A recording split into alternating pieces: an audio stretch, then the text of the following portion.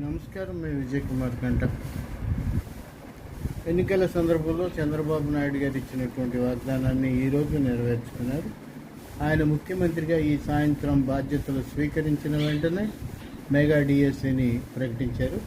సమయం లేదు నిరుద్యోగ ఉపాధ్యాయ మిత్రులారా, వెంటనే పరీక్షలకు సిద్ధం కండి. అలాగే వృద్ధాప్య పెన్షన్ను 4,000కు పెంచారు. అత్యంత అనుమానకరమైనటువంటి పరిస్థితిలో ఉన్నటువంటి ల్యాండ్ టైటిలింగ్ యాక్ట్ని రద్దు చేశారు.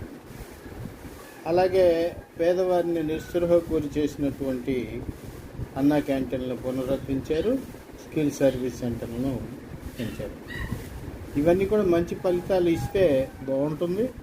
మంచి ఫలితాలు ఇచ్చే దిశలో వీటిని అందరూ సద్వినియోగం చేసుకోవటం మంచిది. మొత్తం మీద చంద్రబాబు మాట నిలబెట్టుకున్నారు.